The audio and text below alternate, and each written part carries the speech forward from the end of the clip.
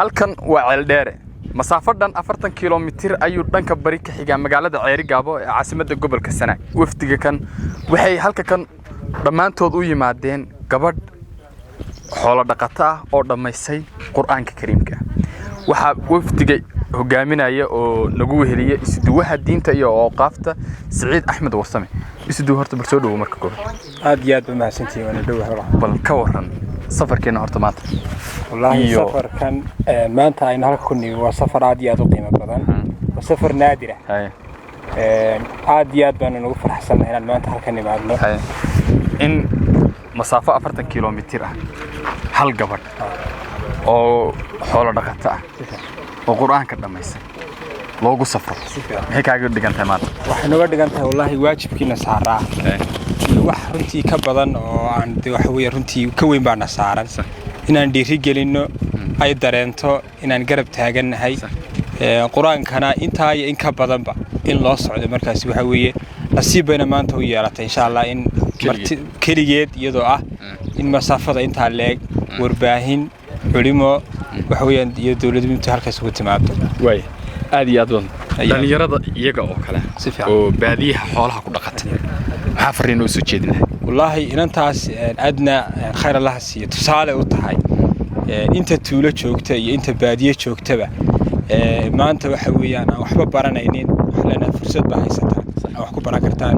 meel kasta iyo goob kasta aad joogtaan markaas way aad iyo aad waxnu gali doonaa gudaha ayaanu gali doonaa adno ayaanu ugu gali doonaa nala socod wanaagsan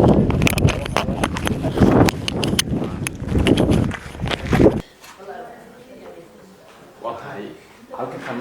waa madrasada Ceeldheere garabkayga midig waxa gabadh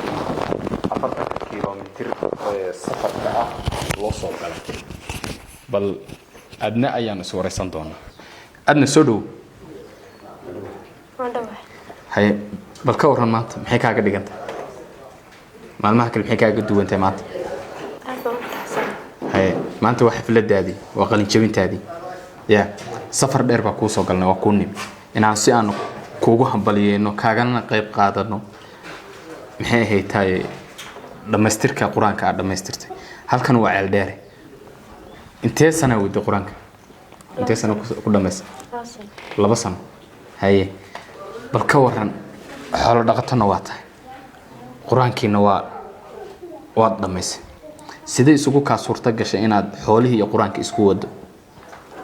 xoolahana waa raac Qur'aanka waa akhriya Qur'aankana waa akhriya xoolahana waa raacda xilli ma Qur'aanka maxay ahayd tahay barata ya marka xoolaha soo kala caanaysin haye xooli waa joogan intee meesi jooga intee meesi jooga xoolo intee xoolaa jooga ari geeri dameero haye geeri waa lisidka qaan haye waan raaci kartaa haye miiba ku dhalatay waa gartay Qur'aankana marka xoolaha soo kala caanaysid baa barataa hay gorma xiftidaa marka habeenkii sidee u xiftidaa intaan qayb iska dhigistaa gorma ya intaan qaybo baa iska dhigaysataa haye waqtigee baad xiftidaa marka Qur'aanka akhrisaa casarka iyo habeenkii haye casarka qorrax baaba jirto oo ku iftiiminaysa habeenkii marka xoolaha kala xiraysay baa isagana akhridaa marka habeenkii baadiyaha waa mugdi oo maxay ahayd taay iftiin ma jiro sidee kuugu suurta gashay inaad Qur'aanka akhrido toosh baa ku akhrisataa haye waa 2 sano oo toosh ku akhrisanaysa Qur'aanka baad ku dhamaysay ma sha Allah waa ku hambalyeynaya waxa kale oo iga sheekaysaa intii aad Qur'aanka aad xiftiyeysay oo maxay ahayd taay iyo xoolaha isku waday wax caqabad ah maxaa kala kulantay haye macallinka haga halka kan kuugu yimaada oo meesha baadiyaha baa u bahalkaysata waqtiyo aad ka soo dib dhacdid oo si aad xoolihii aad oo kala caanaynaya ama kala bahalkaysmaaya waqti allaale waqtiga aad halka ugu timaadid isagoo kuugu diyaarsan baa ugu timaada mise iyadoo mar malcaamadii la fasaxay oo maxay ahayd taay la soo rafacay macalinkan iman baa imaada ma sha Allah waa si wanaagsan waaya maxaad dhalinyaro baa jirta magaalo joogta oo iyagu leerka haysta xoolo aan raacin oo maxay ahayd tahay misana quraankii weli 5 sano iyo wax ka badan wada maxaa fariino u diri lahaa dadaalan inay dadaalaan haya waqtigan ka faa'iidaystaan ما شاء الله وسوينا أحسن فرينتا أصلا وكاد قد بدونا ما أنتنا حنبليان كلنا هاي كبد يجوه ريسي أو ميل بادية حول دقتها أو محي هي تاي قرآن كان دمسا واتهاي داود يال وربحنتي عن السفر كأوصل قلني أو أفرتن ككيلومتر تقريبا كل واحد عن وقصة سفرني مقالة عيري جابو حلقة قبل حول دقتها دمسي قرآن كبيحين waxaan sidoo kale halka kan soo fadhiisin doonaa bal macalinkeedii oo ah macalinka bal miiga jooga ee maxay ahayd ardayda ay ka mid tahay gabadhaasu wax ku baran baan isagana waa tahay sidoo kale Nasruddin Cabdisamed waa macalinka madrasada Ceeldheere ee maanta ay ka qalin jabinayso halka gabadh ay u qalin jabinayso Nasruddin soo dhow bal maanta maxay kaaga dhigantay بسم الله الرحمن الرحيم إلهي بقى محل مركوبات ما أنت وحي قد قلت هاي وما أنت يقول قال السند أنا أركو مليه لبصنا كورا بيرك كل شيء ذي ما أنت أنا أركو أدبر وفرح سنة الحمد لله لو ربحين يروح عندك السيسان قبل ما أنت قرآن كيف ده واي قبلنا ندام ربحين ذيك السيو قبلنا وقبل فنتي آدو تدال بدن وحمد الله سبحانه وتعالى وكم نستي مسكح عدو ناقصن يددال بدن يورنتي والد كودا ومر والبا يقولنا قرب تاعن حدي حنوصل يسوق والصوت يلسا مر والبا حكو ددال سنة واحدة شدة تصوضته وارهم سدا شيكتي وحول دقته مية كنا شهي وحياة بدنه مقالة سهلة أخبار الشدة يضم ما يسوت وحويا وحيابها سهل يحبر الشدة وحكم إذا لايركي وافل لا تصنع المقالة الشوقة اللي قاعد دونت هذا خرسان السو وحد كلو حيستا يدو وصول ويسا أرتدي قار وحلقو قاعدة مقالة بصص بالقو قاعدة شرع كودي يشمل دودي وكذا بالس سرجع اللي جاية مستعيه مالك مستعيا ونكسب بها استان وحول بقى أي إمكانيات كودن بمقالة كتيرس لكن أنت عارف حكم كم يشتغل هاي وحلقيها بس صبحي صباح هذا قارنان صوب القرآن صح وهالكنا اللي قصي دايو إلى كوفيد تمك تمك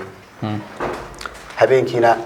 يضع حوي جوري الشقة قيب أي كتهاي وحوله أي قيب فيه أي قيب كتهاي شقينا ساعة دنا قرآن كي صباح حقيقة أي قرآن كي جنوي ده يا أما الله جراعي ويرته صح قرآن كده صوت جالسته وقبل يدو سوده ها وايه shaqadii xoolaha na waa u taal shaqadii xoolaha dhinaca ka wadaa ma la isdhihi karaa marka laba waxbarasho ku jirta laba waxbarasho ku jirtaayo waa gabadh maanta waxa mustaqbal ahaan marka waaragtay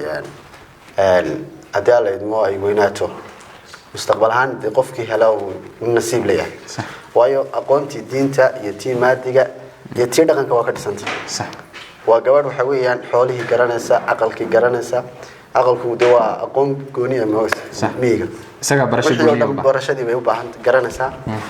marka waa qof iswadi karaysa magaalada inaad wax ku dhigtay waa awoodi oo malcaamada magaalada aad ka baxaysa halka kan aatimi waxyaabihii aad kala kulantay balna la wada wallahi anu markii hore waxaan ka yimi Hargeysa oo muddo 8 sano joogay maxad iyo jaamacad ka soo dhameeyay markii aan halkan jaamacadii aan soo dhamaatay ayuu baan halkan imaaday kadibna waxay la qurux badnaatay dadka waan malcaamad magaalo waan soo arkay ardaydeedu waxa laga yaabaa ardaygu 5 sano inuu kitaab uu siisito aan waxba ka keenin laakiin halkan waxay kaga wanaagsan yihiin maskaxda soo jeeda mobile mashquuliya ma jiro ciyaar mashquulisa ma jirto qof ardayga isagoo daalan buu imanaya habeenkii dabeetana uu dhacaya subaxina xilli hore kacaya waxbarashadiisa halka ka sii wadanaya ما شاء الله ماشي قبل كنا تولدنا سودوين في عن حاجة دم كوالد كي بالشدة وكلا كل ماي إن شاء الله دي واحد رتيرنا سنة كده بنا إن شاء الله صارت أنت كبدن إن شاء الله تعالى أنا جالس واقف مثلا قل جبته مركب واحد ليه كرا أرديد إني جا فهم مثفي عن عادي بقول هو سيدتي boqolkiiba 8 Soma عادي waayahay daawadayaal intaas ayay noogu eg tahay warbixintii iyo safarkii dheeraa aan u soo galnay inaan warbixin ka diyaarino adna oo ah gabadh xoolo dhaqata ah misana dhameysay quraanka kariimka ah oo ku dhaqan ceel dheer